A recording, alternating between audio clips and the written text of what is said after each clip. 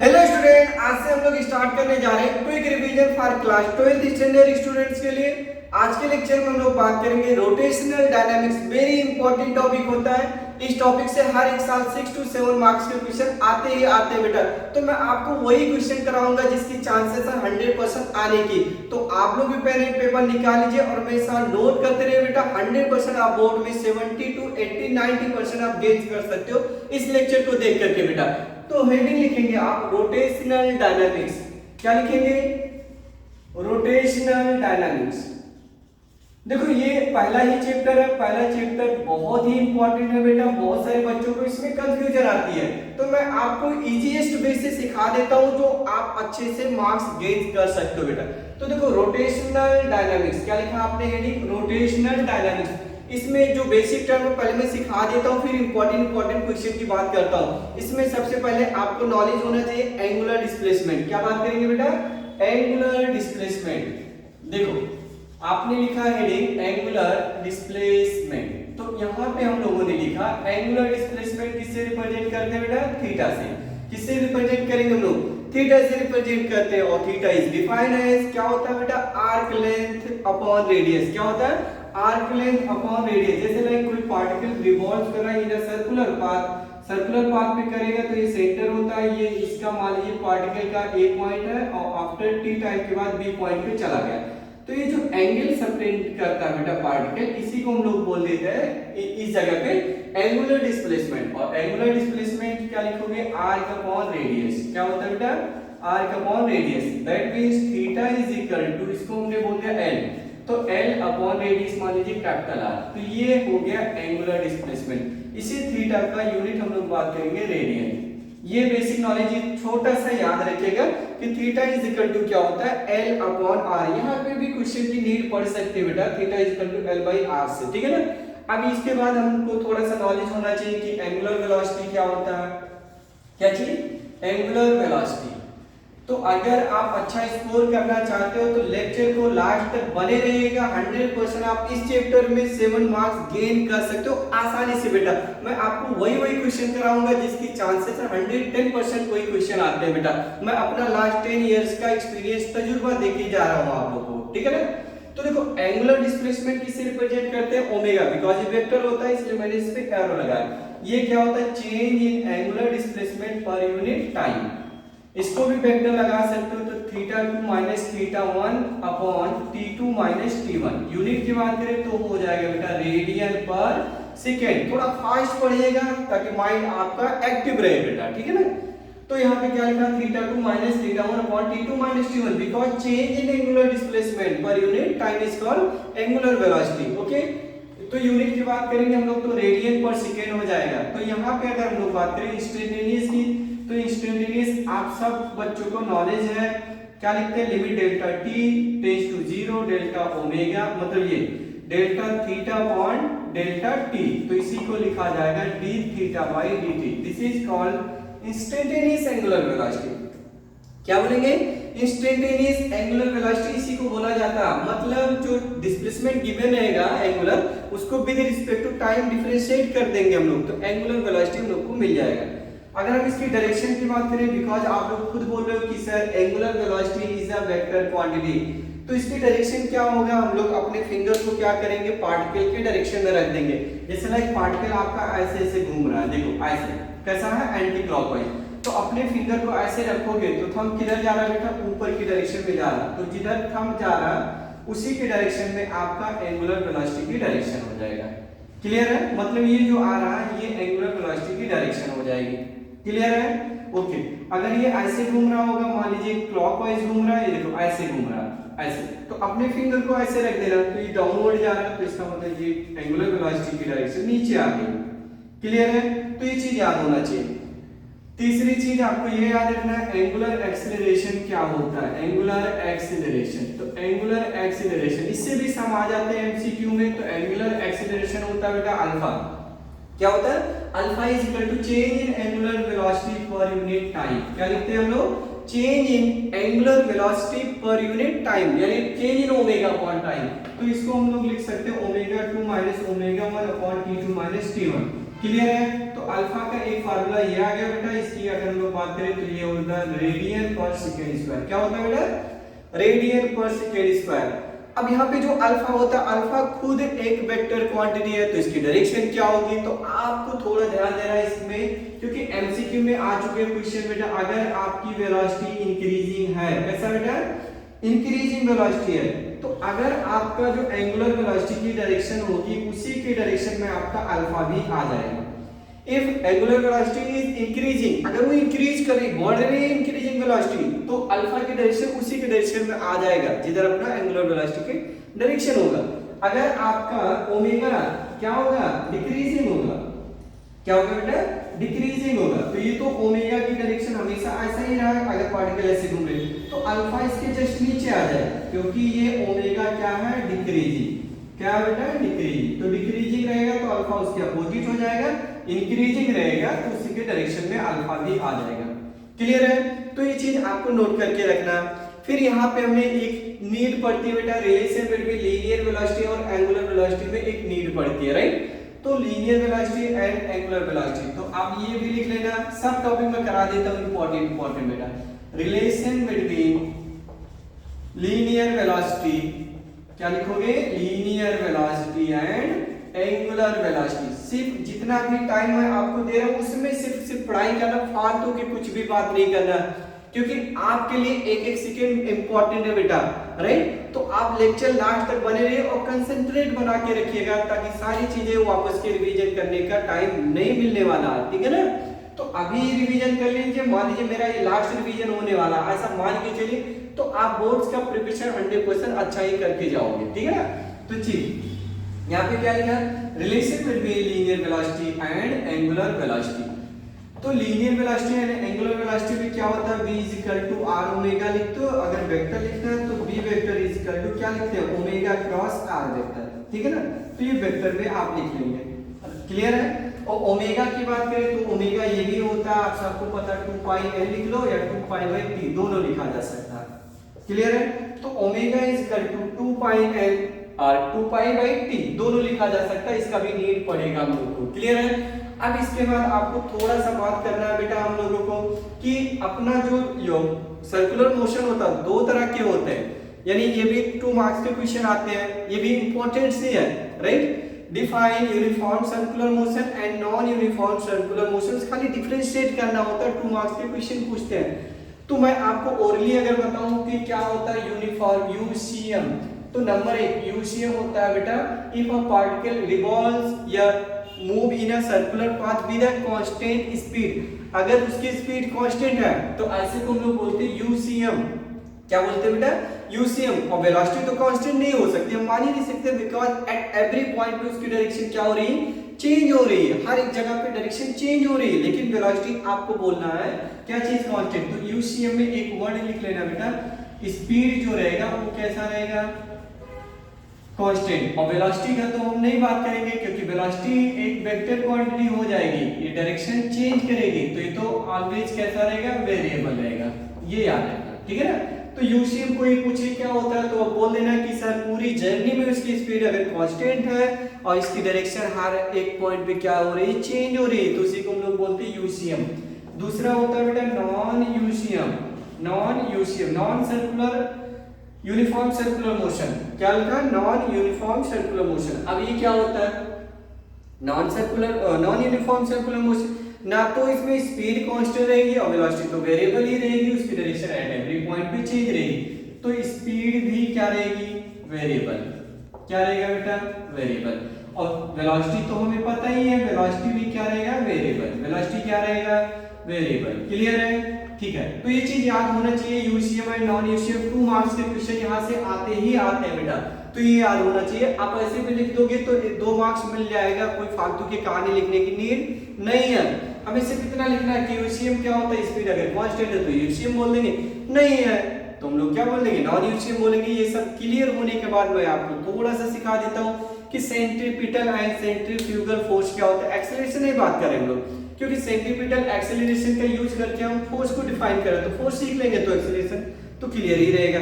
तो क्या होता है जब कोई पार्टिकल रिवॉल्व करता है इन अ सर्कुलर पाथ तो उस पे एक फोर्स लगता है या जो उसको सर्कुलर मोशन प्रोवाइड करता है, राइट? तो उसको हम लोग बोलते हैं सेंट्रीपिटल एक्सीलरेशन या रेडियल एक्सीलरेशन बोलते हैं, always directed towards the centre of जो सर्कुलर मोशन है उसके सेंटर की ओर ऑलवेज डायरेक्टेड होता है, राइट? जैसे यहाँ पे समझो, ये सब नोट करते रहिए, फटाफट नोट करते रहिए, नोट्स अच्छा से बनाइएगा क्योंकि जो पढ़ते हो लिख के पढ़ो, लिख के पढ़ोगे तो लॉन्ग टाइम तक आपके माइंड में सेट रहेगा बेटा, ठीक है ना? ओरली कुछ भी नहीं पढ़ना, लिखते रहिए, पढ़ते रहिए और स्कोर अच्छे से करोगे, ठीक है ना? अब देखो हमने क्या बोला बेटा, सेंट्रीपिटल फोर्स, क्या लिखा? Centripetal force. आपको नहीं यकीन होगा तो डाइजेस्ट उठा करके देख लीजिए, ये भी क्वेश्चन 2 मार्क्स के लिए हर साल पूछा जाता है, सेंट्रीपिटल फोर्स। और दूसरा अपन लोग का क्या होता है, सेंट्रीफ्यूगल फोर्स। क्या लिखेंगे? Centrifugal force. Centrifugal force and centripetal force. अगर हम मैग्नीट्यूड की बात करें तो दोनों की मैग्नीट्यूड सेम होता है बट दोनों की डायरेक्शन अपोजिट होता है, राइट? तो centripetal force always acted towards the centre of motion, जो मोशन कर रही है उसके सेंटर की ओर लग रही है। जैसे ये पार्टिकल है, ये सर्कुलर पाथ हो गया और ये पार्टिकल्स है, तो ये पार्टिकल अगर v वेलोसिटी से इधर घूम रही तो अंदर की तरफ एक एक्सीलरेशन लगता है, उसको हम लोग बोलते हैं सेंट्रल एक्सीलरेशन, रेडियल एक्सीलरेशन या क्या नाम बोलते हैं बेटा, सेंट्रीपिटल एक्सीलरेशन। फोर्स नहीं बोलेंगे, एक्सीलरेशन बोलेंगे। अगर मास से मल्टीप्लाई करेंगे तो वो बन जाएगा फोर्स बन जाएगा। तो देखो ये एक्चुअल में जो सेंट्रीपिटल फोर्स होता है एक रियल फोर्स होता है। क्या होता है बेटा? रियल फोर्स होता है, क्योंकि आपको पता होगा कि जो फ्रेम होता है 2 टाइप्स के होता है, एक इनर्शियल फ्रेम होता है और non inertial frame. Inertial frame का मतलब होता है एक्सीलरेशन 0 और नॉन इनर्शियल फ्रेम का मतलब एक्सीलरेशन नॉट इक्वल टू 0। ऐसा आप बोल सकते हो कि इफ एक्सीलरेशन इज 0, तो अगर एक्सीलरेशन 0 यानी स्पीड उसकी कांस्टेंट है तो आपको पता उसको हम लोग बोलते हैं इनर्शियल फ्रेम। अगर नॉन इनर्शियल फ्रेम की बात करें तो एक्सीलरेशन 0 नहीं। अगर मान लीजिए मैरी गोल्ड ऐसा है, आप उसमें बैठे हुए एंजॉय कर रहे हो, तो आप बताओ आपके रिस्पेक्ट में उसमें कोई भी पार्टिकल चेंज करेगा डिस्टेंस? नहीं करेगा ना। तो आपके रिस्पेक्ट में तो रेस्ट है, तो वो बन जाएगा आपका इनर्शियल। अगर आप उस सिस्टम से बाहर बैठ करके देख रहे हो, हम बाहर बैठे हैं, कोई बच्चा मेरी गोल्ड पे घूम रहा, तो वो देखो मेरे रिस्पेक्ट में उसकी हर बार उसकी क्या चेंज हो रही है, जगह चेंज हो रही है, तो वो बन गया मेरे रिस्पेक्ट में नॉन इनर्शियल फ्रेम। क्या बना? Non inertial frame. तो कोई बात नहीं बेटा, ये सेंट्रीपिटल फोर्स होता है जो हम लोग इसको बोलते हैं रियल फोर्स। क्या बोलते हैं? Real force. और रियल फोर्स कितना होता है? अगर हम वैल्यू की बात करें तो -mr⍵²। क्या लिखा? -mr⍵²। ऐसा हम लोगों ने लिखा, वेक्टर मत लगाओ, सिर्फ डायरेक्शन माइनस ही पता चल जा रहा है। mr⍵², यानी टुवर्ड्स द सेंटर, यही अपना रियल फोर्स। क्लियर है? और ये जो सेंट्रीफ्यूगल फोर्स होता है बेटा, it is a pseudo force. कैसा होता है? Pseudo force. आपको पता है ना? क्या लिखेंगे बेटा? PSED, pseudo force.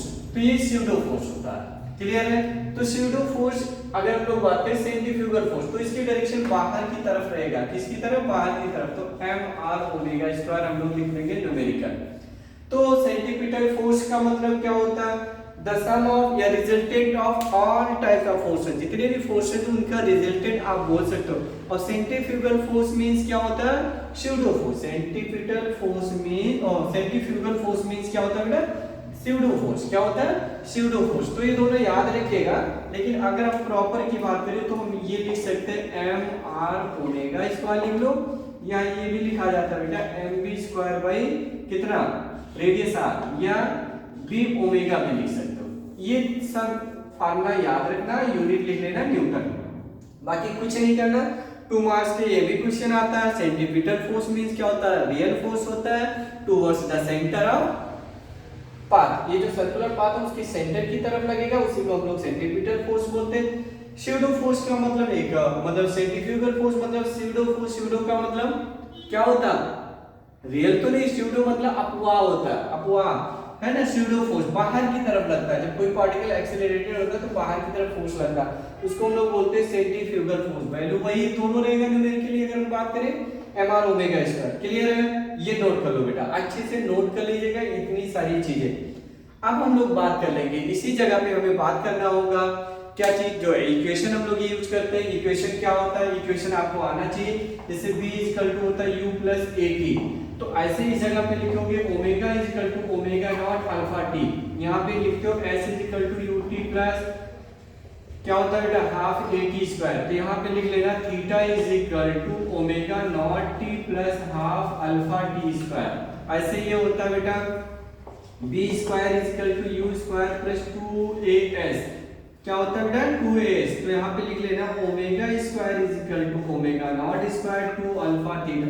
तो ये इक्वेशन नीड पड़ता है, ये क्वेश्चन करने में आप देखा होगा टेक्स्ट बुक्स के सेकंड पेज पे एक एग्जांपल से दिया, अच्छा एग्जांपल से दिया, नंबर ऑफ रोटेशन पूछ रहा है, तो उसमें हम लोग को ये सब फार्मूले यूज करना पड़ रहा है। तो बहुत सारे बच्चों को फार्मूला तक नहीं याद है, तो अगर फार्मूला नहीं याद है तो कैसे काम चलेगा बेटा, तो फार्मूला तो अभी वक्त है आपके पास, मेमोराइज करते रहना है, ठीक है ना, टेंशन नहीं लेना। मैं 100% आपको इतना गारंटी के साथ बोल रहा हूं कि आप अगर कुछ भी नहीं पढ़ा तो भी अगर आप कंसिस्टेंसी से लेक्चर देखते रहोगे तो 70 to 80 मार्क्स गेन कर सकते हो। टफ तो होता नहीं है बेटा, बट आपको एक सिस्टम से पढ़ना है, 100% आप गेन कर सकते हो 80 मार्क्स तक, ठीक है ना। तो ये चीज याद रखना। नंबर ऑफ रोटेशन की बात करें तो नंबर ऑफ रोटेशन अगर वो लोग पूछते क्वेश्चन, क्योंकि पूछते हैं बहुत बार, नंबर ऑफ रोटेशन निकालने के थीटा अपॉन 2 पाई करना ओनली, थीटा निकालोगे किसी तरीके से तो थीटा को 2 पाई से डिवाइड कर लेंगे तो नंबर ऑफ रोटेशन पता चल जाएगा। क्लियर है, तो ये सब नोट कर लो, कॉपी कर लो, छाप लो अच्छे से। अब अगला हेडिंग हम लोग लिखेंगे एप्लीकेशन ऑफ यूसीएम, क्या लिखेंगे, एप्लीकेशन ऑफ यूसीएम। यूसीएम के बहुत सारा एप्लीकेशन है जो बहुत ही इंपॉर्टेंट है बेटा। नंबर 1 लिखेंगे vehicle on a horizontal circular track, क्या लिखोगे बेटा, vehicle on a horizontal circular track. ये भी आप देखो बहुत बार पूछा उसने, इसके क्वेश्चन इस पे आते रहते हैं। व्हीकल ऑन अ, ये वेरी इंपॉर्टेंट है, अभी 2-3 डेरिवेशन बहुत इंपॉर्टेंट होने वाला है। नंबर 1 क्या लिखोगे बेटा, vehicle on a horizontal track. Track का मतलब रोड भी बोल सकते हो, इसका मतलब क्या होता है, रोड ही होता है, सर्कुलर ट्रैक होता है, vehicle on a horizontal circular track. अगर यहाँ पे वर्ड डालना चाह रहे हो तो डाल दो, क्या चीज, सर्कुलर रोड या सर्कुलर ट्रैक। क्योंकि हम लोग बात करें सर्कुलर मोशन की बात करें, रोटेशनल मोशन की बात करें, तो हमें उसको गोल गोल घुमाना ही घुमाना है, इतना मान के चलो इस पूरे चैप्टर में। क्लियर है, आइए तो देखो बेटा, इसमें एक नॉर्मल तरीके से अगर हम लोग बात करें, ये मान लेता हूँ ये रोड है, ये क्या अपने लोग का एक रोड है, रोड मतलब हाईवे ही है, ये देखो ये ऐसा, ठीक है ना। अब यहाँ पे ध्यान देना, अगर कोई पार्टिकल्स है, ये मान लीजिए आपका ट्रक है, बस है, जो भी है, ये इसका व्हील बना दे रहा हूँ, हंसना नहीं है, ये ऐसा हम लोगों ने रफली बनाया, ठीक है ना। अब बोलोगे सर ये ठेला कुछ भी है, बट चल रही है सर्कुलर पाथ पे, बस इतना समझ लो, ठीक है ना। अब देखो क्या होता है बेटा, इसका जो वेट होता है, अगर इसका मास m माना तो वेट कितना लगेगा नीचे mg, तो इसको बैलेंस करने के लिए ऊपर मैंने बोल दिया रिजल्टेंट जो नॉर्मल है उसको हमने बोल दिया n। जब इस सर्कुलर पाथ पे ऐसे घूमेगा, देखना ऐसे सर्कुलर पाथ पे टर्न लेगा तो कुछ ना कुछ ये रेडियस बनाएगा, क्या बनाएगा बेटा, रेडियस। तो इस रेडियस को कितना मान लिया आपने, r मान लिया। तो जब r रेडियस से सर्कुलर ट्रैक पे घूमता तो इस पे बाहर की तरफ एक फोर्स लग जाता है, कितना, mv²/r। कितना लगेगा बेटा, mv²/r। आप देखो जब हम लोग बाइक चलाते, फोर व्हीलर चलाते, टर्निंग आता है तो इसे राउंड करते हैं, तो जब घुमाते हैं बेटा तो क्या होता है, बाहर की तरफ एक फोर्स लगती है जिसको हम लोग बोलते हैं सेंट्रीफ्यूगल फोर्स। उसको बैलेंस करने के लिए अंदर टायर के बीच में आ जाता है फ्रिक्शन फोर्स, वो उसको बैलेंस कर लेता है ताकि हम स्टेबिलिटी से घूम जाते हैं ऐसे अच्छे से। कहीं कभी देखो जब कीचड़ होता है, कीचड़ में क्या होता है, फ्रिक्शन कम हो जाता है, हम लोग स्लिप कर जाते हैं, बाहर खाई में चले जाते हैं, तो उसको प्रिवेंट करता है, रोकता है, कौन रोकता है, इसको फ्रिक्शन रोकता है। तो फ्रिक्शन टायर के बीच में अंदर की तरफ आ जाएगा Fs। अगर ये इसको बैलेंस कर ले और ये इसको बैलेंस कर ले, आप आराम से उस सर्कुलर ट्रैक को पार कर जाओगे, गिरोगे नहीं। तो आप बैलेंस करा दो, तो यहाँ पे लिख देना n is equal to mg, equation number 1, ये इसको बैलेंस कर लेगा, और mv², या आप बात करो fs किसको बैलेंस करेगा, mv²/r, इक्वेशन नंबर 2। आपको पता है कि सर fs जो होता है less than or equal to क्या होता है, μs, बट मैंने डायरेक्ट लिख दिया क्या चीज, μs इनटू n। fs की वैल्यू क्या है, तो यहाँ पे पुट कर लो mv²/r, μs, n की वैल्यू है mg, m और m मर गया, तो यहाँ से b² की वैल्यू कितना आ रहा है बेटा, म्यू वैल्यू आ जाएगा root mu S R G.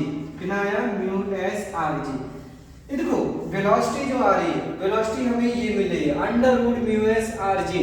अब आपको ध्यान देना है, यहाँ पे समझना होगा कि जो मोस्ट सेफ स्पीड है, यहाँ पे अगर हम लोग बात करें मोस्ट सेफ स्पीड, यहाँ पे वो लोग पूछते हैं मोस्ट सेफ स्पीड, अगर आप सेफ रहना चाह रहे हो तो ये वेलोसिटी की जो मैक्सिमम वैल्यू है इतनी होनी चाहिए। अगर इससे ज्यादा हुआ तो गारंटी नहीं है कि आप बच जाओगे, आप खाई में जाना ही जाना है। तो मोस्ट सेफ स्पीड आपको लिखना है यहाँ पे, राइट। ये मोस्ट सेफ स्पीड मतलब ये मैक्सिमम बोल सकते हो इसका, बी मैक्सिमम कितना हो सकता है? Under root mu S R G. अगर आप इससे कम रहोगे तो सेफ ही है। आप डुडू डुडू करके जा रहे हो, स्लो स्लो जा रहे हो तो आप तो सेफ ही हो।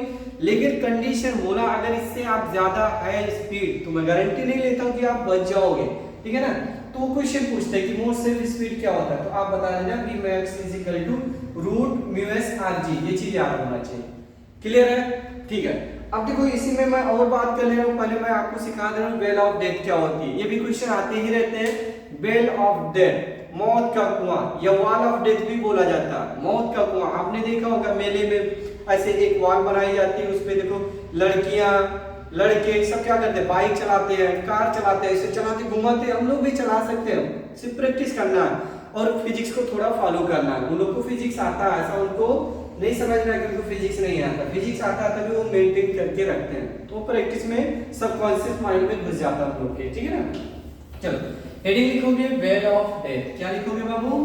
Bell of death. फटाफट लिखते रहो, समझते रहो, एंजॉय करो यार लेक्चर को, बोर नहीं होना, ठीक है ना। क्योंकि बोर्ड है यार तो पढ़ना तो पड़ेगा, स्पीड में पढ़ना पड़ेगा हम लोग को, ठीक है ना। तो क्या हेडिंग लिखेंगे हम लोग? Well of death. क्या लिखोगे आप लोग?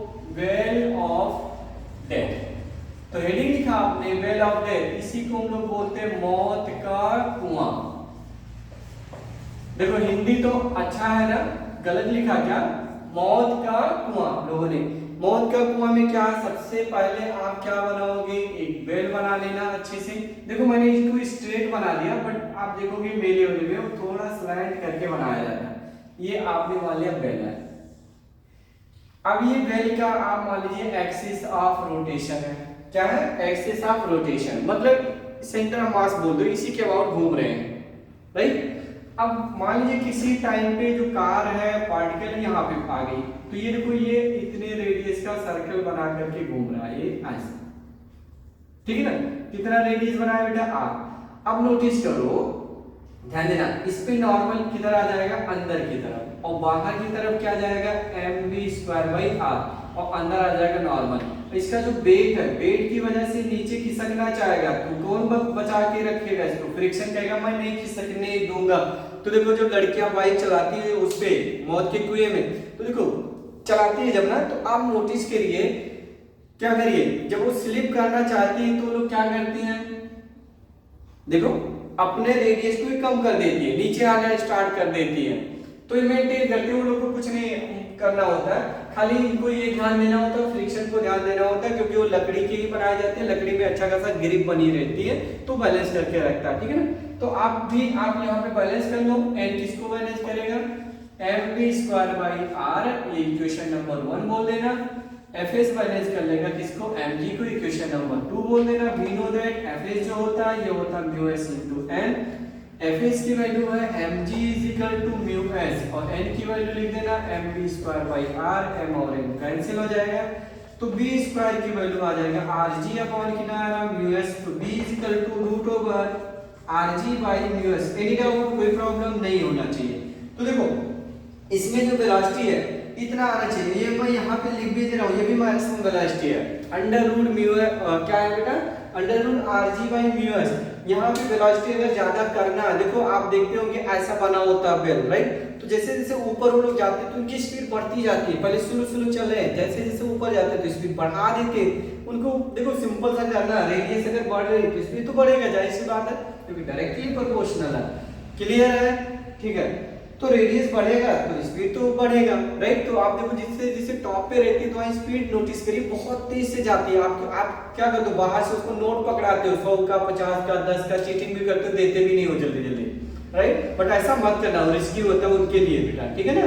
तो आप ध्यान देना, ऊपर जाएंगे तो वेलोसिटी बढ़ेगा, ये चीज आपको याद होना। तो बेल ऑफ डेथ कितना लगा, मुश्किल से हार्डली 2 मिनट लगा, और 2 मार्क्स के क्वेश्चन आते हैं। कितने मार्क्स के क्वेश्चन आते हैं बेटा, 2 मार्क्स के क्वेश्चन यहाँ से आते हैं, ये याद रखना, ठीक है ना। Well of death. अब मेन इंपॉर्टेंस टॉपिक स्टार्ट करेंगे, बैंकिंग ऑफ रोड, 4 मार्क्स के लिए बैंकिंग ऑफ रोड। तो हेडिंग लिखेंगे बैंकिंग ऑफ रोड या bank road, vehicle on a bank road. क्या हेडिंग लिखोगे बेटा, vehicle on a bank road. ये भी वेरी वेरी इंपॉर्टेंट टॉपिक है, तो हम लोग कलर चेंज कर दे रहे हैं, वेरी इंपॉर्टेंट टॉपिक। देखो कलर मैं यहाँ ब्लू यूज करता हूं, देखो व्हीकल ऑन अ, कहां पे, बैंक रोड। ये हम लोगों ने हेडिंग लिखा vehicle on a bank road.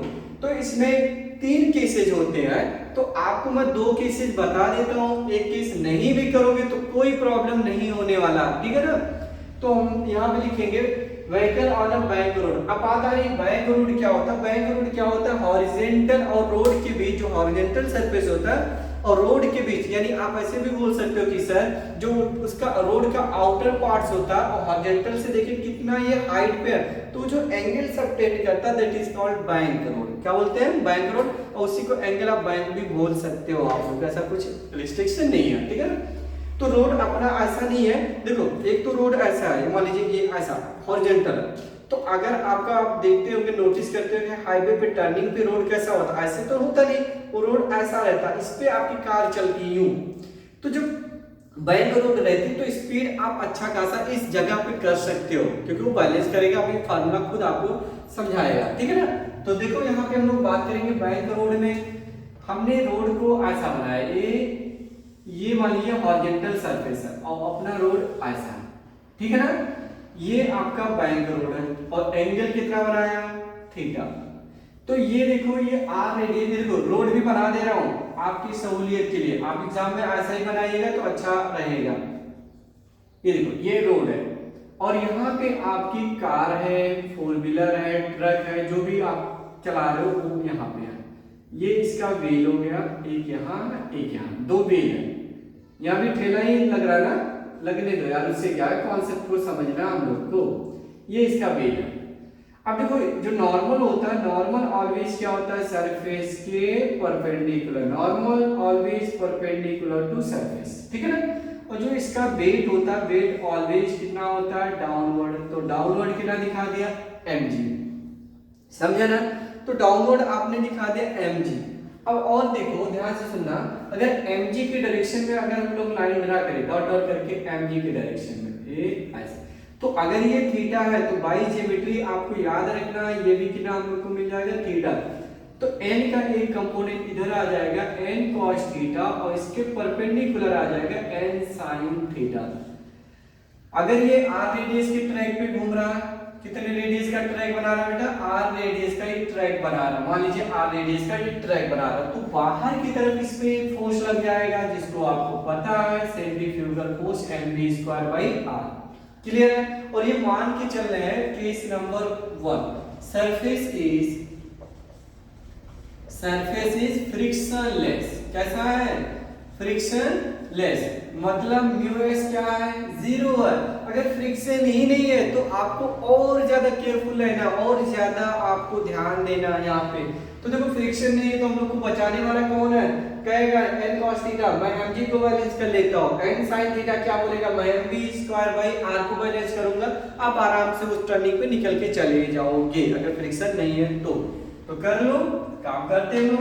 n cos theta किसको कह रहा बैलेंस करो, mg को करो, और n sin थीटा बोल रहा है कि सर आप बैलेंस करा दो mv² किसको, r को बैलेंस करा लो। आइए देखते हैं, इनको डिवाइड करो। तो tan थीटा देखो हमने किया सेकेंड अपॉन फर्स्ट, तो सेकेंड अपॉन फर्स्ट करोगे तो देखो n sin theta, n cos theta, sin upon cos tan theta, इधर हो जाएगा mv²/r और इनटू आ जाएगा mg, और m और m कैंसिल हो जाएगा, तो tan theta is equal to आ जाएगा क्या गया बाबू, v²/rg। ये देखो यहाँ पे थीटा, अगर हम बैंक एंगल की बात करें तो tan inverse B square by R G हम लोग को मिल जाएगा। ये भी फार्मूला आपको लर्न करके रखना है जगह पे, राइट। तो यहाँ पे वेलोसिटी की बात करें तो वेलोसिटी यहाँ से भी निकाल सकते थे, v equal to under root कितना आर जी tan थीटा, ये फार्मूला याद रखना चाहिए। इसको भी हम बोल सकते हैं स्पीड लिमिट, ये स्पीड लिमिट है बेटा, इसको हम लोग बोल सकते हैं स्पीड लिमिट। क्या है? Speed limit. तो स्पीड लिमिट कितना होना चाहिए टर्निंग पे? अंडर रूट म्यू, मतलब म्यू तो यहाँ नहीं, मैंने कंसीडर नहीं किया, तो स्पीड लिमिट होना चाहिए under root R G tan theta. Under root R G tan theta याद होना चाहिए इस जगह के लिए, बैंक रोड के लिए। क्लियर है? कोई डाउट तो नहीं होना चाहिए, बहुत प्यार से समझो यार, राइट। तो यहाँ पे जो v आ रहा है इसको बोलते हैं speed limit under root R G tan theta बेटा।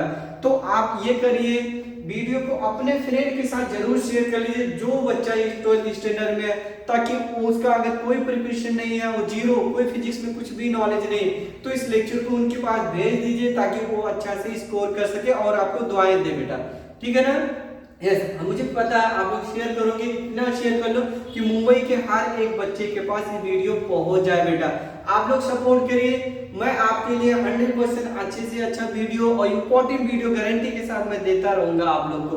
जितने भी टॉपिक हैं, मैं सब टॉपिक तो नहीं सिखाने वाला हूँ, बट इतना सिखाऊंगी कि आप 70 to 80%, 85% अच्छे से गेन कर सको। सबके लिए इंपॉर्टेंट है, चाहे वो कुछ पढ़ा या टॉपर भी है, एवरेज है, सबके लिए लेक्चर इंपॉर्टेंट रहेगा बेटा, ठीक है ना। अब देखो दूसरा डायग्राम हम लोग बात करेंगे, ये आप नोट कर लेना। दूसरा इसी में हम लोग बात करेंगे, इतने में ही हम सॉल्व करके बात कर लेंगे, कोई दिक्कत नहीं आएगी।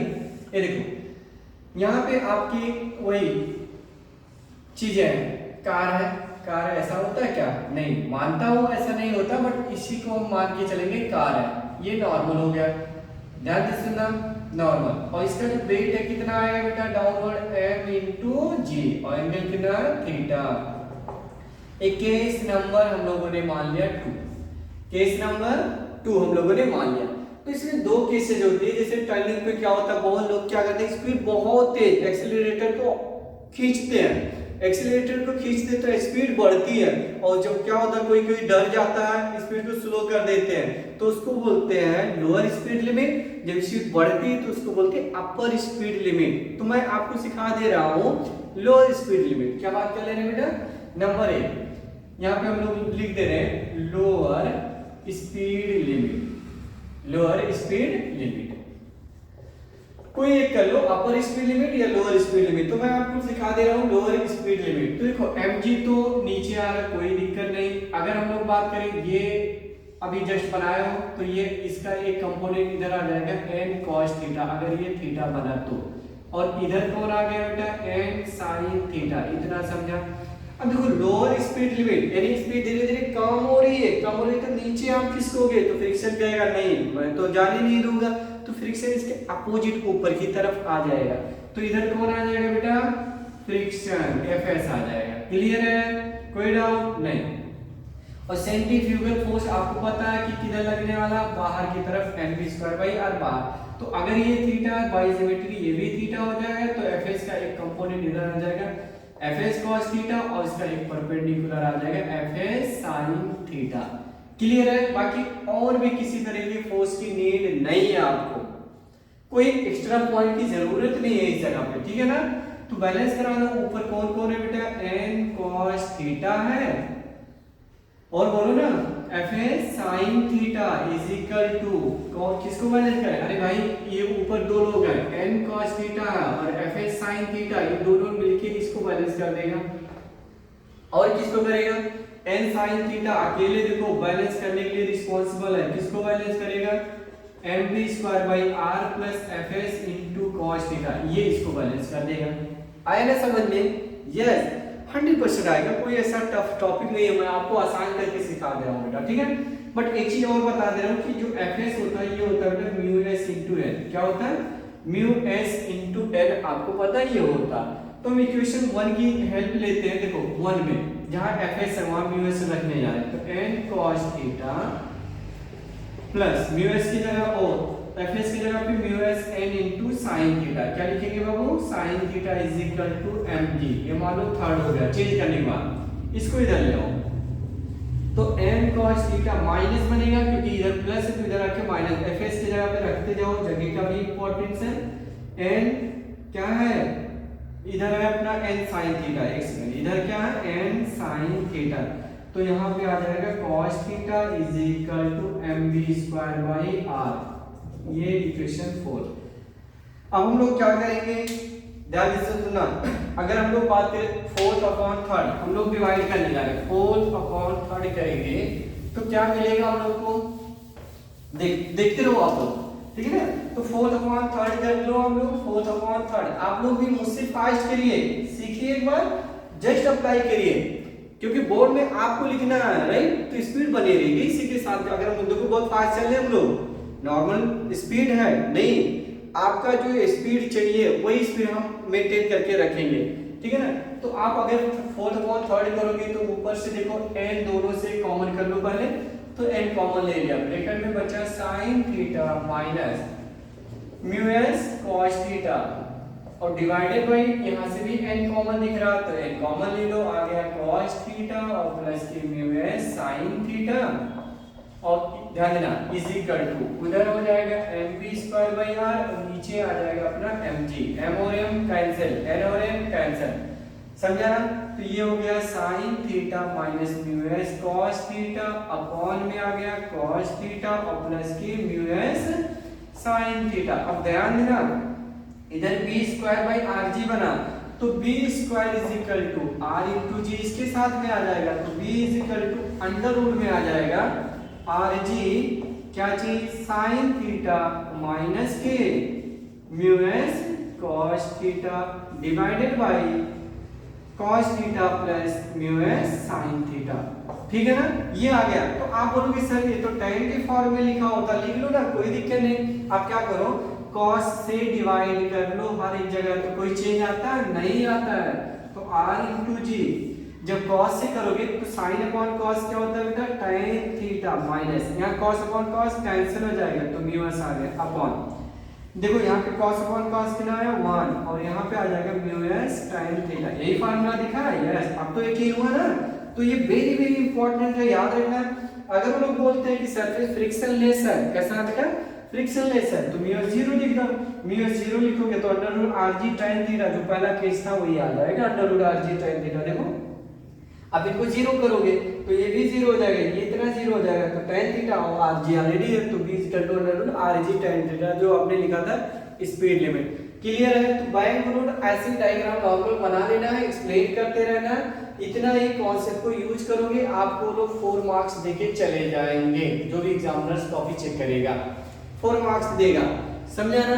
तो ये चैप्टर तो इंपॉर्टेंट है, 7 मार्क्स अगर किसी चैप्टर से आ रहे तो उसका हर एक पॉइंट मुझे दिमाग में भर लेना है, रट लेना बेटा, राइट। अगर एक एक मार्क्स के लिए देखो बच्चे पागल रहते कि मुझे 1 मार्क्स इस चैप्टर से चाहिए ही चाहिए, तो 4 मार्क्स 7 मार्क्स मिल रहे भाई, सोचो कितनी बड़ी चीजें हैं, ठीक है ना। अब थोड़ा सा मेहनत करके अगर मिल रहा कोई चीज तो इसमें क्या बुराई है बेटा, ठीक है ना। ये लिखने के बाद इसमें थोड़ा सा और हेडिंग लिखोगे आप लोग, देखो इसमें और कुछ ज्यादा नहीं लिखना। अब अगला हेडिंग लिख लो, क्या चीज, कोनिकल पेंडुलम, क्या हेडिंग लिखोगे, कोनिकल पेंडुलम। कोनिकल पेंडुलम भी आता रहता है, इसमें हर बार आता है कोनिकल पेंडुलम। देखो कोनिकल पेंडुलम हेडिंग लिखोगे, कोनिकल पेंडुलम,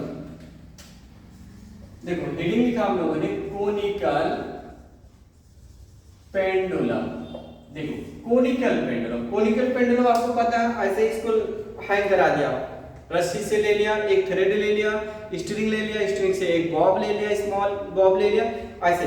अब इसको ऐसे घुमा दिया, तो देखो ऐसे जैसे चक्की घूमता है ना, ऐसे ऐसे घूमेगा ऐसे, तो ऐसे पेंडुलम को हम लोग बोलते हैं कोनिकल पेंडुलम। क्या बोलते हैं बेटा, कोनिकल पेंडुलम। एक होता है सिंपल, मतलब ये सिंपल पेंडुलम, ऐसे ऐसे जो करता है, घड़ी की देखा ना पेंडुलम, ऐसे ऐसे, इसको बोलते हैं सिंपल पेंडुलम। जो ऐसे ऐसे घूमता है उसको हम लोग बोलते हैं कोनिकल पेंडुलम, क्योंकि एक कोन बनाता है। कोन देखा ना, बर्थडे कोन, बर्थडे कैप देखा ना, वो भी होता है, या आइसक्रीम वाला कोन देखो, सब कोनिकल वर्ड बोला जाता है, क्लियर है, यस।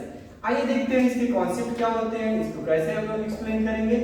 लेट सपोर्ट, इस सपोर्ट से हम लोगों ने क्या किया, एक ब्लॉक अटैच किया, ये बॉब, इसको मुझे कराना है सर्कुलर, मतलब ये ऐसे कराना है, राइट। तो आप ध्यान देना बेटा, इसका ये तो इनिशियल ऐसे यहाँ पे था, लेकिन जब बॉब आपका ये यहाँ पे पहुंचेगा या आपका बॉब ये यहाँ पे पहुंचेगा, ऐसे ही घूम रहा ऐसे ऐसे, कितने रेडियस का सर्कल का, r रेडियस का, और ये जो स्ट्रिंग का लेंथ था उसको हम लोगों ने कितना मान लिया बेटा, l। समझिएगा, ध्यान से समझना, ये जो लेंथ ये l यहाँ तक के था, राइट। तो ये जब ऐसे घूमेगा, ध्यान से सुनना, जब घूमेगा तो इसकी हाइट थोड़ा ऊपर आएगी ना, नोटिस करो, जैसे ये चीज ऐसे यहाँ पे है, जब ये थोड़ा ऐसे घूमेगा तो देखो यहाँ से इसकी हाइट यहाँ से देखो थोड़ा गैप आ गई ना, तो गैप हमारा निकालना पड़ेगा यहाँ पे, तो रेडियस दूसरा हो जाएगा।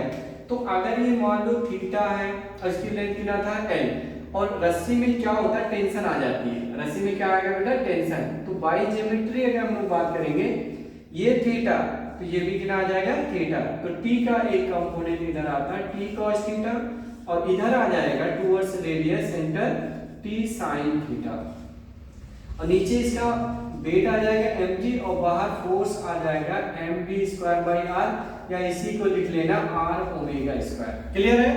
बस बाकी तो कुछ करना ही नहीं है, बैलेंस करा दो, आंसर ले लो। कितना आसान है यार, देखो मैं बहुत आसान सिखाऊंगा आप लोगों को, टफ नहीं करना है बेटा, इजीएस्ट वे में आप समझ लो इनको तो बेटर है।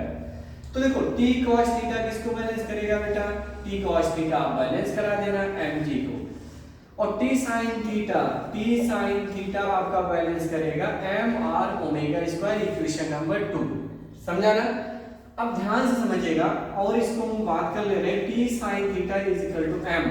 r तो नहीं मालूम है, r तो हम लोगों ने कंसीडर किया बेटा, r तो माना, लेकिन देखो ये चीज हमें हाइपोटेन्यूज पता l, तो l का एक कंपोनेंट से ये आता है l cos थीटा, ये क्या बनेगा, l cos थीटा, ये यहाँ तक। तो ये जो r नहीं आ रहा बेटा, ये r तो आ रहा है l sin थीटा, तो यहाँ रख दो, अरे कंपोनेंट ले लो, l cos थीटा इधर l sin थीटा, तो यहाँ पे आ गया l sin theta into omega square, तो l और sin कट जाएगा, तो t इज इक्वल टू आ जाएगा m l ओमेगा स्क्वायर, ये आ गया। t की वैल्यू यहाँ रख दो, t के जगह पे m l omega square into क्या चीज, cos theta is equal to mg, m और m कैंसिल हो गया, समझा? तो ओमेगा स्क्वायर की वैल्यू कितना है बेटा, g upon l cos theta, कितना है, ओमेगा स्क्वायर की value g upon l cos theta, तो ओमेगा इज इक्वल टू हो जाएगा under root g upon l cos theta, omega होता है 2 pi by t is equal to root over g upon l cos theta. समझा ना? तो देखो t को सब्जेक्ट बना लो, आ गया हम लोग का answer, t is equal to 2 pi under root l cos theta divided by g, ये आ गया। अभी कुछ टाइम पहले क्वेश्चन ये पूछा था कि angular velocity is directly proportional to किसके होगा, लेंथ के होगा, मतलब ऐसा था कि directly proportional to l, inversely proportional to under root l, ऐसा वो लोग क्वेश्चन पूछे थे। तो आपको नहीं समझ में आ रहा कि ओमेगा अंडर रूट किसका है, inversely proportional to under root l। Question आया था कि ओमेगा जो है अंडर रूट ऐसा है कि नहीं है ना, देखो है। तो एमसीक्यू में ऐसे भी क्वेश्चन आ जाते हैं। अगर टाइम पीरियड मिल गया तो इसका जो उल्टा होता है वो हम लोग को उसको बोलते हैं फ्रीक्वेंसी। क्या बोलते हैं बेटा, फ्रीक्वेंसी। तो फ्रीक्वेंसी कितना आने वाला बोलो, 1/2 पाई, देखो नीचे आ जाएगा ना 2 पाई, और जी ऊपर चला जाएगा, नीचे आ जाएगा l cos थीटा। क्लियर है? यूनिट क्या होता है, हर्ट्ज होता है। तो ये जितना भी मैंने समझाया बेटा, ये सब रिपीटेड क्वेश्चन है, सब आते रहते हैं क्वेश्चन। थ्योरी की मैं बात करूं, न्यूमेरिकल बहुत सारे बच्चे कंप्लेंट करते हैं, मैसेज भी करते हैं कि सर मुझे न्यूमेरिकल नहीं समझ में आता। न्यूमेरिकल से आसान कुछ भी नहीं है, सिर्फ कॉन्सेप्ट समझना है, गिवन डेटा आपको लिखना, अननोन डेटा जो है उस पर थोड़ा सा डिस्कस करना, चैप्टर से रिलेटेड बातें सोचते रहना, 100% न्यूमेरिकल सॉल्व हो जाता है आसानी से। मैं कुछ न्यूमेरिकल कराता हूँ इंपॉर्टेंट जिसकी भी चांसेस है आने का 100%, राइट। चलो ये नोट कर लीजिएगा। इसके बाद हम लोग लिखेंगे वर्टिकल सर्कुलर मोशन, ये सब हॉरिजॉन्टल सर्कुलर मोशन थे। आप हेडिंग लिखोगे वर्टिकल सर्कुलर मोशन, क्या लिखोगे बेटा, वर्टिकल सर्कुलर मोशन। देखो ये सब सीखने के बाद हम लोग हेडिंग लिखेंगे वर्टिकल सर्कुलर मोशन। क्या हेडिंग है बेटा, vertical circular motion, vertical circular motion. तो ये हो गया वर्टिकल सर्कुलर मोशन।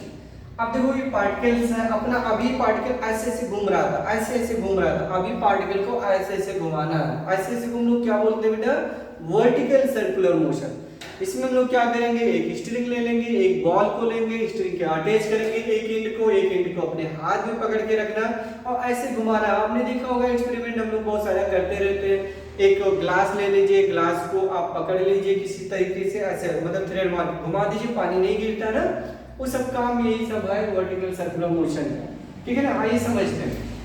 देखो आपने रफली बना लिया, ये आपका एक सर्कल है, क्या बेटा, एक सर्कल है। अब यहाँ पे चार कंडीशन हम बोल सकते हैं, एक इसको बोल दिया ए पॉइंट, और इसे बोल दिया बेटा बी पॉइंट, और इसे बोल दिया मान लीजिए सी पॉइंट, और इसे क्या बोल दिया डी पॉइंट। ध्यान देना आप लोग, ए बी सी बहुत प्यार से समझने की कोशिश करिए। मान लीजिए इसका जो रेडियस है कितना बेटा आर। अब यहाँ पे जो पार्टिकल की वेलोसिटी है बी पॉइंट पे, इसको बोल दीजिए वेलोसिटी ऑफ बी, और इस पॉइंट पे जो वेलोसिटी होती है इसको बोल दो वेलोसिटी ऑफ ए। इसी को बोला गया बॉटम पॉइंट, इसे बोलते हैं टॉप पॉइंट, राइट। बाकी ये डायमीटर के अलाउंग है, इसको डायमीटर पे वेलोसिटी बोल सकते हो, ठीक है।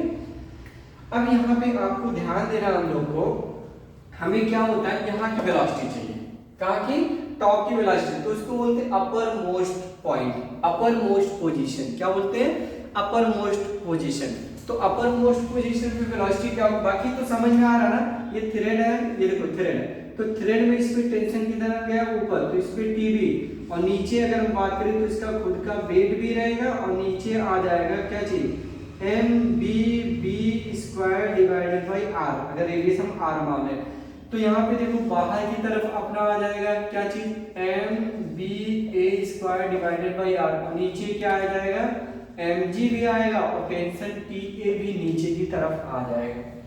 यहाँ पे बात करें तो टेंशन तो अंदर की तरफ हो जाएगा और बाहर की तरफ हो जाएगा MBC square by R. But ये सब अभी हम नहीं डिस्कस करेंगे, ये दो पॉइंट हमारे लिए अभी के लिए इंपॉर्टेंट है, ये चीज ध्यान रखना, ठीक है ना।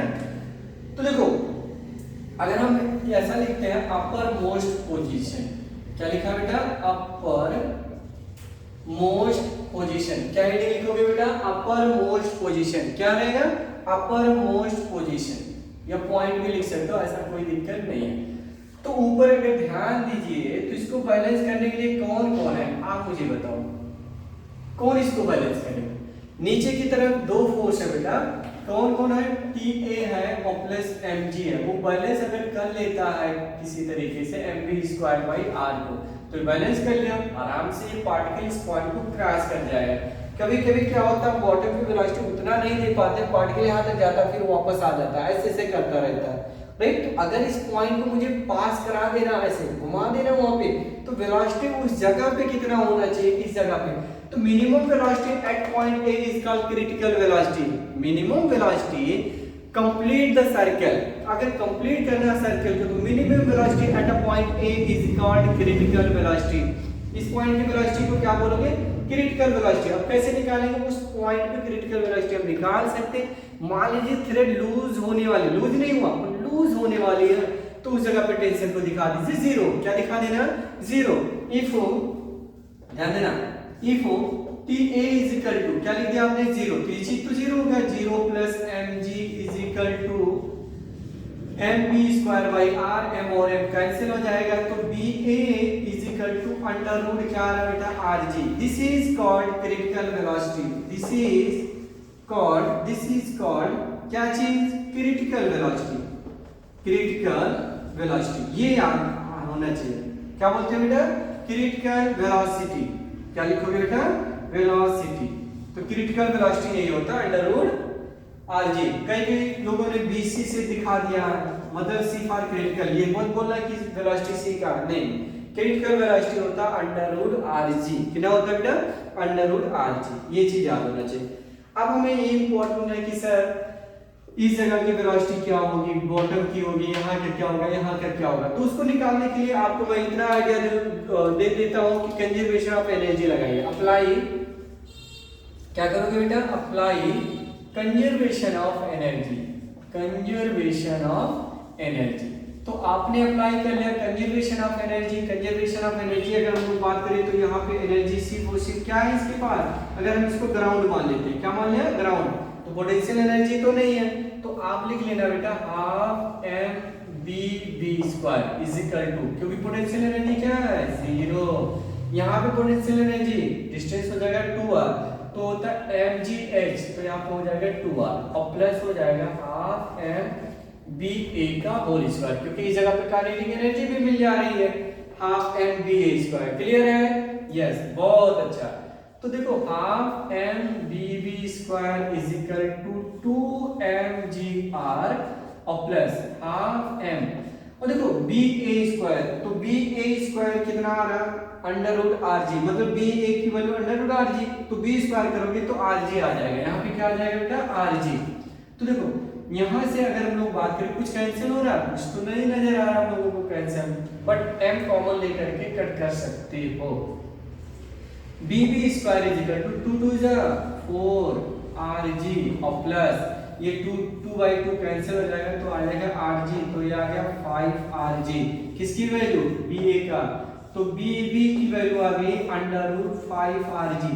इसका मतलब मिनिमम वेलोसिटी मुझे बॉटम पे कितना देना पड़ेगा अंडर रूट 5 आर जी देना पड़ेगा, ताकि वो कंप्लीट सर्कल को कर सके। अंडर रूट कितना देना पड़ेगा बाबू अंडर रूट 5 आर जी, तो यहाँ पे मिनिमम वेलोसिटी आपको इतना देना पड़ेगा अंडर रूट 5 आर जी, इससे ज्यादा दोगे तो कर ही लेगा कंप्लीट। तो मिनिमम कंडीशन यहाँ पे इंपॉर्टेंट है, minimum velocity at bottom is equal to under root 5 R G. ये क्लियर हुआ? यस। अगर ये क्लियर हो गया तो अब हम लोग बात कर सकते हैं कि देखो हमें दोनों जगह की वेलोसिटी मिल गया, ए का मिल गया और बीबी का, बीबी पे इतना होना चाहिए under root 5 R G. Question हम लोग पूछते हैं कि टॉप पे टेंशन कितनी होगी, बॉटम पे टेंशन कितनी होगी, आइए निकाल लेते हैं हम लोग। तो टेंशन तो मैंने ऊपर भी बता दिया, कितना लिख लो 0 लिख लो, क्या लिख लो 0 लिख लो, लेकिन बॉटम पे क्या करेंगे और देखते हैं। देखो अगर हम लोग बात करें इक्वेशन की, बॉटम पे क्या है velocity TB is equal to mvv square by r और कितना प्लस जाएगा mg। तो देखो mvv की स्क्वायर की वैल्यू कितना आ जाएगा 5rg, तो यानी तो 5rg अपॉन r और प्लस के mg, r मर जाएगा बचेगा 5mg और प्लस के mg, तो आंसर आ जाएगा 6mg। तो बॉटम पे आप देखोगे जब भी कोई चीज घुमाते हैं सर्कुलर पाथ पे तो सबसे ज्यादा थ्रेड टूटता कब है, जब कोई पार्टिकल नीचे आती है तो टूट जाती है, ऊपर रह के कहाँ टूटा कभी देखा नहीं टूटती है। जब कोई चीज सर्कुलर पाथ पे घुमाते हो जब ये बॉटम को क्रॉस करती तो थ्रेड टूट जाता है, जर्क लगता है क्योंकि टेंशन बढ़ जाती है 6mg। ये भी क्वेश्चन पूछते हैं, लेकिन फेमस क्वेश्चन जो है वो लोग पूछते हैं कि T मैक्सिमम मतलब बॉटम माइनस T मिनिमम मतलब यहाँ पे इनका डिफरेंस कितना होता, तो यहाँ रखिएगा 6mg ही होता। कितना होता बेटा 6mg, T maximum minus T minimum is equal to 6mg, ये आ रहा था। बाकी यहाँ का अगर निकालना है मैं आपको बोल दे रहा हूँ उतना इंपॉर्टेंट नहीं, सी पे तो नहीं पूछ जा रहा, अंडर रूट 3rg आएगा, आप सॉल्व कर लेना। और यहाँ पे हम लोग बात करेंगे TC माइनस TA, तो B कितना आ जाएगा, कितना आता है 3mg के आसपास आ जाता है, कितना 3mg, सॉल्व कर लेना बट कोई दिक्कत नहीं। ये दो पॉइंट आपके लिए इंपॉर्टेंट था बेटा, वो मैंने आपको बता दिया सर्कुलर मोशन में, वर्टिकल सर्कुलर मोशन। तो यहाँ पे ये अभी जो पार्ट खत्म हुआ है ये पूरा सर्कुलर मोशन आपका कंप्लीट हो जाता है और एक्स्ट्रा कोई भी क्वेश्चन आने का चांस नहीं है। लेकिन इसके बाद स्टार्ट होता है हम लोग का रोटेशनल मोशन। देखो दो चीजें होता है, एक सर्कुलर मोशन और एक रोटेशनल मोशन। सर्कुलर मोशन में क्या होता है, एक सेंटर के अबाउट पार्टिकल घूम रही होती है, और रोटेशनल में क्या होता है जो एक्सिस ऑफ रोटेशन उसी बॉडी से ही पास होती है, तो उसको हम लोग बोलते हैं रोटेशनल मोशन। जो बॉडी के बाहर रहता है उसको हम लोग बोलते हैं सर्कुलर मोशन, ठीक है ना।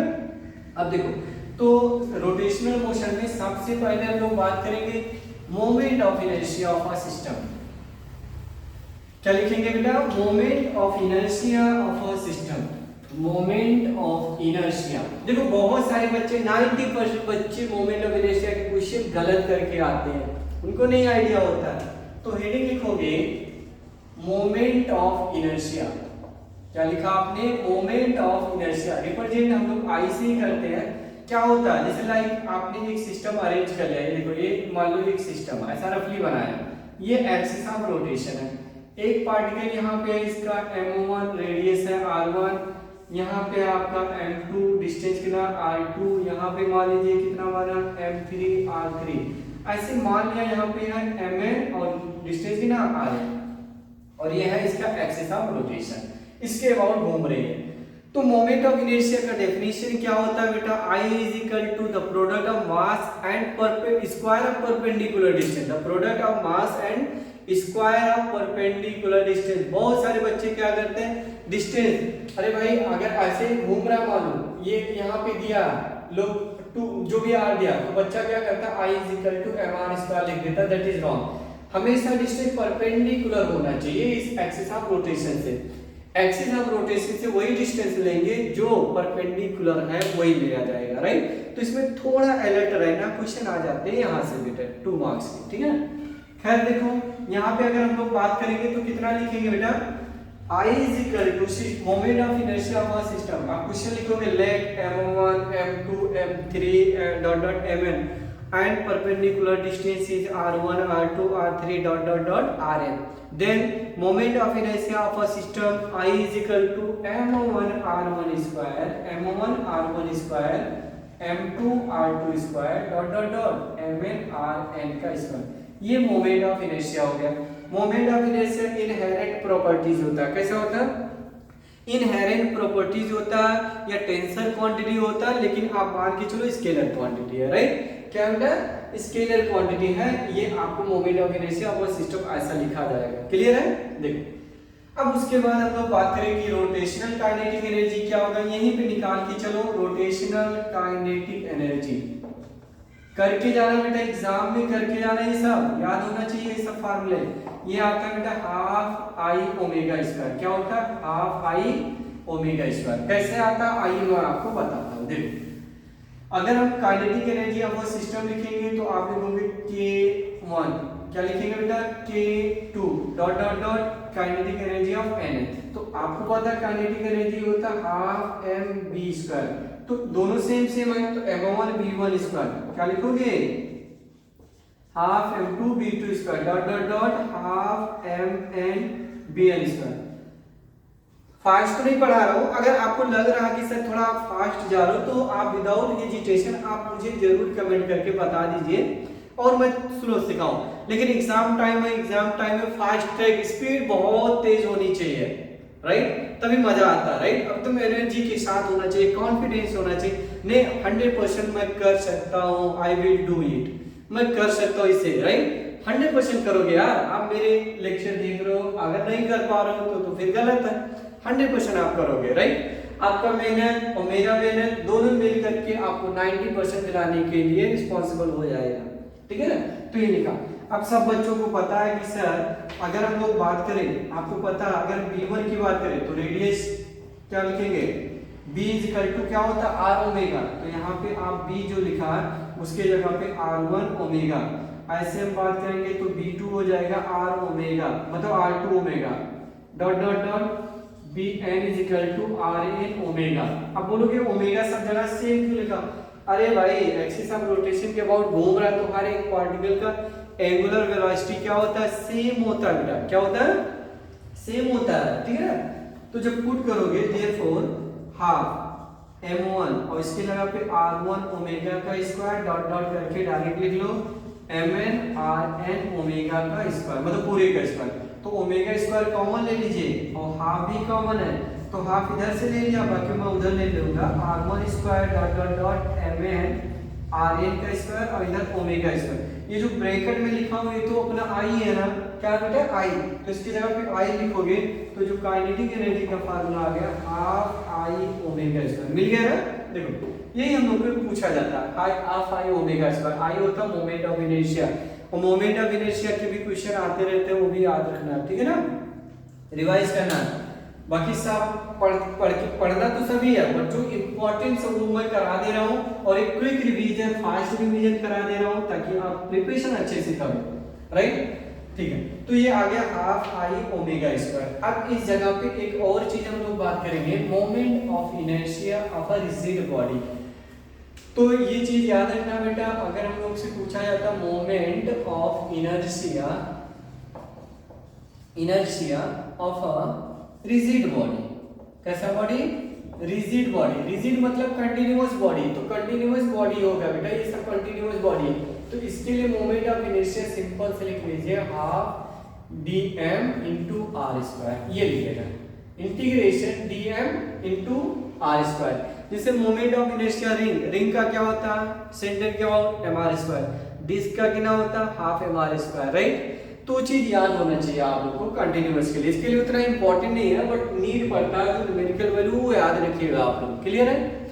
अब ये नोट करने के बाद आप क्या करोगे, इसमें बहुत सारी चीजें है जो याद करना है आपको, क्या क्या याद करना है वो मैं बता दे रहा हूँ, ठीक है ना।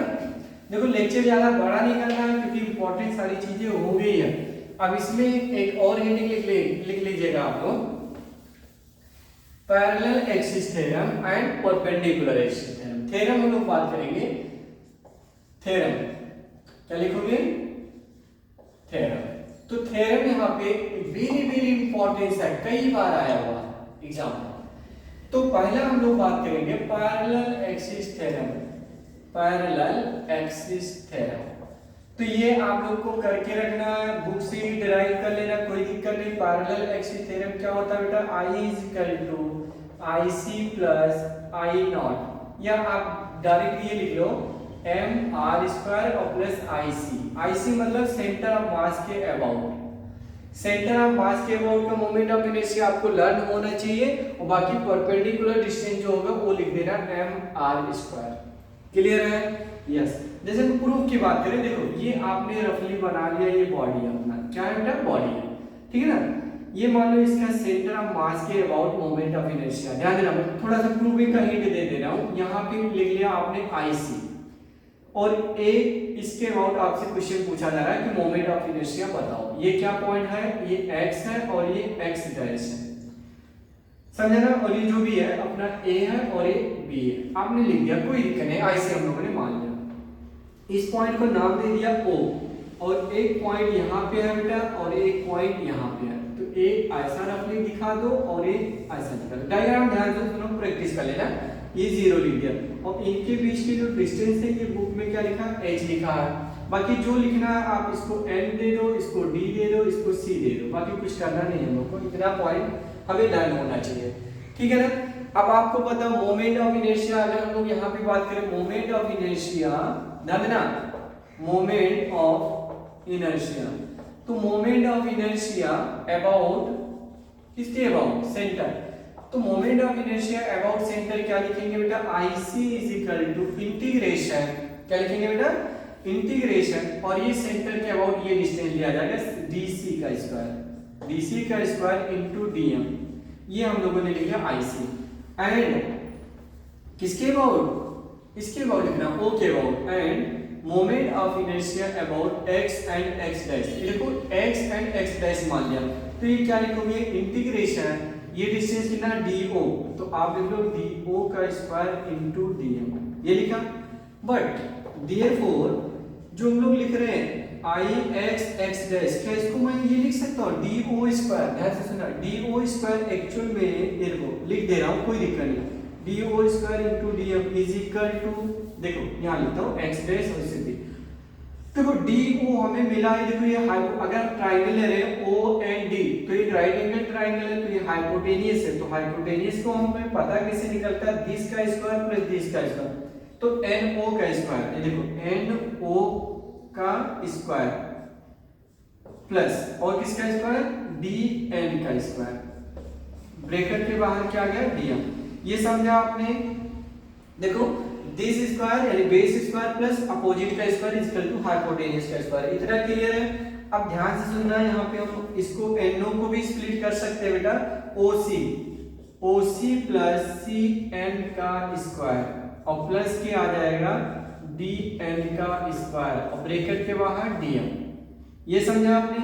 अब यहाँ लगा दो a प्लस b का होल स्क्वायर, तो आप लिखोगे OC का स्क्वायर और प्लस CN का स्क्वायर और प्लस के 2OC इंटू CN, ये देखो 2AB होता ना, हाँ ठीक है, और प्लस DN का स्क्वायर और ब्रैकेट के बाहर आ जाएगा DM, क्लियर है।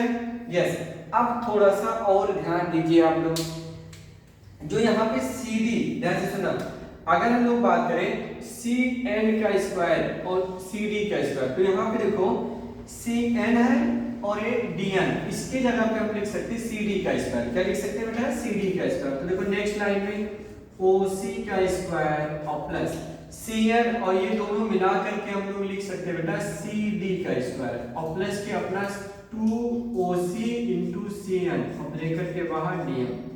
समझा ना? देखो आप ध्यान दो, ये चीज पाइथागोरस से अगर इसको ध्यान दो इस वाले ट्रायंगल में, तो यही तो मिलेगा बेटा cd का स्क्वायर। तो उसी की जगह पे लिख लिया cd का स्क्वायर। क्लियर है? ब्रैकेट को ओपन कर लो। तो यहाँ पे ध्यान देना i x dash is equal to, तो इंटीग्रेशन oc का स्क्वायर इनटू dm प्लस क्या लिखेंगे cd का स्क्वायर इनटू dm और प्लस इंटीग्रेशन ये पूरा 2oc cn इनटू dm, ये लिखा आपने, ठीक है ना। और ये हम लोग इसको नेग्लेक्ट करेंगे बिकॉज क्या चीज oc और cn वेरी स्मॉल है, और very small into very small और बड़ा वेरी स्मॉल हो जाएगा। तो इन सब के कंपेयर में उसको हम लोग क्या कर देंगे? नेग्लेक्ट करेंगे। क्या करेंगे बेटा? इसको नेग्लेक्ट कर लेंगे, इसको हम लोग नेग्लेक्ट करके रखेंगे, ठीक है ना। तो जो बचा है आप ध्यान से सुनना, यहाँ से सुनो, ये जो है हमारा ओc स्क्वायर, ये देखो अगर हम लोग बात करें यहाँ पे ओc स्क्वायर आ रहा ना, हाँ ठीक है। तो oc अगर हम लोग बात करें तो ये तो h के हैं, तो ये हो जाएगा, उसको m हो जाएगा, तो m h स्क्वायर आ गया और प्लस cd स्क्वायर। देखो हम लोगों ने क्या माना था? cd या dc स्क्वायर इनटू dm, ये है ic, क्या बना? ic, ये देखो ic। तो ये मुझे बताओ पैरेलल एक्सिस थ्योरम आप प्रूव कर लिए? यस। देखो कितना मिनट लगा, आप अगर वीडियो को देख लो तो 2 से 3 मिनट में आपने प्रूव कर लिया। 4 मार्क्स के क्वेश्चन, सोचो अब इससे आसान तो कुछ नहीं होने वाला ना। तो ऐसे आपको प्रूव करके रखना, बोर्ड्स के एग्जाम में पेपर पास में ही आ रहा है, यस, तो आपको रिवीजन करके रखना है। परपेंडिकुलर एक्सिस थ्योरम मैं इसी में समझा दे रहा हूं एक ही स्लाइड में। दूसरा परपेंडिकुलर थ्योरम, क्या लिखोगे? Perpendicular axis theorem, perpendicular axis theorem. ये क्या होता है बेटा? iz is equal to ix plus iy, ये आ जाएगा। जैसे आपने एक सिस्टम मान लिया, इसके कोऑर्डिनेट्स इधर मान लिया आपने, क्या चीज मान लीजिए z है, और इधर आपने मान लिया x है, और इधर क्या माना? y है। अब कोई पॉइंट से यहाँ पे, कहाँ पे? यहाँ पे इसका मास है, तो ये इसका ये डिस्टेंस और ये इसका ये डिस्टेंस, ये डिस्टेंस आपका x है, इससे क्या मान लिया? y। तो मोमेंट ऑफ इनर्शिया अगर हम लोग बात करें ix, क्या लिखेंगे? ix, मतलब इसके अबाउट मोमेंट ऑफ इनर्शिया क्या होगा? परपेंडिकुलर डिस्टेंस क्या है? y, तो ये हो जाएगा my स्क्वायर। एंड अगर हम लोग iy की बात करें तो क्या आएगा बेटा? mx square. देखो इसकी परपेंडिकुलर x वाला है, तो हो जाएगा mx स्क्वायर। समझा ना? तो देखो, और ये पाइथागोरस से ये वाला डिस्टेंस की बात करोगे तो r equal to under root आ जाएगा x square plus y square. तो ये चीज हम आपको यहाँ समझा दे रहे हैं बेटा। तो iz अगर निकालोगे तो क्या आ जाएगा? m into R square, r का मतलब ये x square plus y square, bracket open करोगे तो आ जाएगा mx स्क्वायर my स्क्वायर, और mx ये बना और ये बना, तो ये आ नहीं गया? iz is equal to ix plus iy। This is called perpendicular axis theorem, very important topic. Clear है? तो आई थिंक वीडियो आपको सब कुछ समझ में आ रहा होगा बेटा, कोई डाउट ऐसा नहीं है। अब इसमें छोटी छोटी चीजें हैं कि एंगुलर लीनियर एक्सीलरेशन और एंगुलर एक्सीलरेशन में क्या होता है, तो भी याद रखना बेटा। a इक्वल टू होता है r अल्फा, ये भी याद रखना। टाउ इज इक्वल टू भी होता है क्या? i alpha. Tau is equal to क्या होता है बेटा? i alpha. ये सब फार्मूला याद होना चाहिए। टाउ इज इक्वल टू क्या लिखोगे? i alpha. क्लियर है? ठीक है ना? तो ये सब याद रखना बेटा। वर्क डन की बात करें तो टाउ इनटू डी थीटा होता है। अगर हम डी डब्ल्यू की बात करें तो टाउ इनटू डी थीटा। ये सब याद रखना, छोटे छोटे फार्मूले, बाकी कोई इंपॉर्टेंस नहीं है। और एक इसमें और टॉपिक, लास्ट टॉपिक है बेटा रोलिंग मोशन। कौन सा मोशन? Rolling motion. रोल कर रहा विदाउट क्या? फ्रिक्शन, रोल करते हुए जा रहा। तो हेडिंग लिख लो rolling motion on a inclined plane, वो वाला इंपॉर्टेंस है, बाकी तो कुछ नहीं। Rolling motion on a inclined plane, तो ये देखो इंक्लाइंड प्लेन है, एंगल कितना है? थीटा। तो अगर कोई भी बॉडी है इसको आप रोल करा दो रेडियस कितना? r। तो आप बताओ ये रोल करते हुए ऐसे ऐसे आएगा, ऐसे ऐसे रोल करते हुए जा रहा, ऐसे मतलब ऐसे रोल करते हुए आ रहा है। देखो रोलिंग कर रहा है ऐसे, ये करते हुए जा रहा है। तो आपसे क्वेश्चन पूछा जा रहा है कि इस जगह पे एक्सेलरेशन क्या होगा और इस जगह पे वेलोसिटी क्या होगा। तो आप सबको पता होना चाहिए कि क्या होगा, तो आप अप्लाई कर सकते हो बेटा कंजर्वेशन ऑफ एनर्जी, उससे आसानी से आ जाएगा। तो मैं आपको बता दे रहा हूँ रोलिंग मोशन, बाकी आप डाइजेस्ट से स्टेट में लिख लेना। मैं आपको कॉन्सेप्ट बता दे रहा हूँ, खाली एक लाइन में याद रखना। कंजर्वेशन ऑफ एनर्जी, अगर इसकी हाइट मान लेता हूँ h हाइट पे है, तो mgh इज इक्वल टू कौन सा एनर्जी होगा, हाफ mv² और प्लस के क्या होगा बेटा, जल्दी बोलो आप लोग, हाफ आई ओमेगा स्क्वायर। ये आ गया, समझा ना।